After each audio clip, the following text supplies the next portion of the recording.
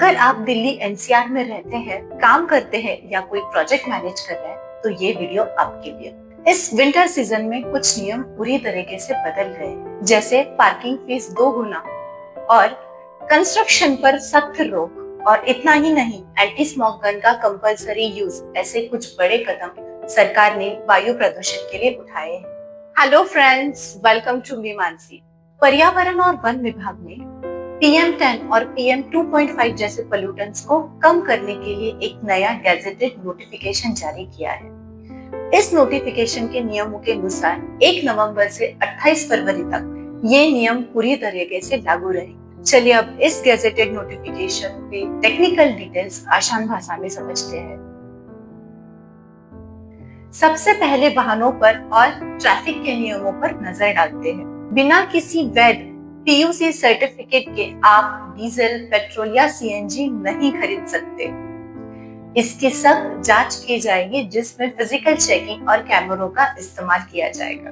इन 4 महीनों में दिल्ली के बाहर रजिस्टर्ड वाहन जो BS6 के नीचे है, उन्हें दिल्ली में घुसने की अनुमति नहीं दी जाएगी। छूट सिर्फ इमरजेंसी वाहनों जैसे एम्बुलेंस, CNG व्हीकल्स और इलेक्ट्रिक व्हीकल्स को ही दी गई है। सड़कों पर गाड़ियां कम करने के लिए अधिकृत पार्किंग की फीस 2 गुना कर दी जाएगी। इसके साथ इन 4 महीनों में दिल्ली के प्राइवेट या सरकारी दफ्तरों को अपने 50% कर्मचारियों के साथ ही काम करना होगा और बाकी को वर्क फ्रॉम होम देना होगा।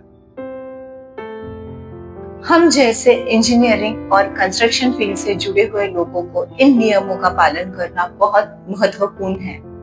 इन 4 महीनों में कोई भी धूल उड़ाने वाला डिमोलिशन या बाहरी कंस्ट्रक्शन पर पूरी तरीके से पाबंदी लगाई दी जाएगी। 10 दिसंबर से 20 जनवरी तक पूरी तरीके से कंस्ट्रक्शन रोक दिया जाएगा, जिसमें सिर्फ छूट इमरजेंसी कंस्ट्रक्शन को दी गई है।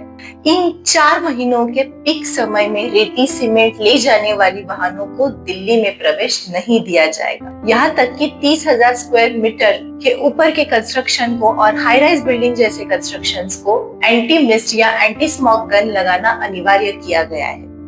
इन्हें प्रदूषण के पीक समय में रुक रुक कर चलाना होगा और धूल के कणों को रोकने के लिए इनकी नोजल का साइज 5 से 20 माइक्रोन की होनी चाहिए। अंत में खुले में कुछ भी जलाने पर बिल्कुल जीरो टॉलरेंस नीति अपनाई गई है। रेजिडेंट वेलफेयर एसोसिएशन, संस्थानों और कंपनियों की ये जिम्मेदारी होगी कि उनके परिसर में कुछ भी न जलाए दिया जाए।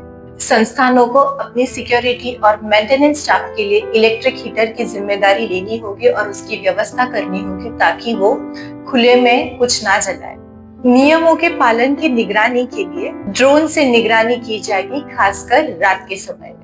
नियम तोड़ने पर सख्त कार्रवाई होगी, जिसमें एनवायरमेंटल प्रोटेक्शन एक्ट 1986 के तहत एनवायरमेंटल कॉम्पेंसेशन लगाना और परिसर को पूरी तरीके से सील करना शामिल है।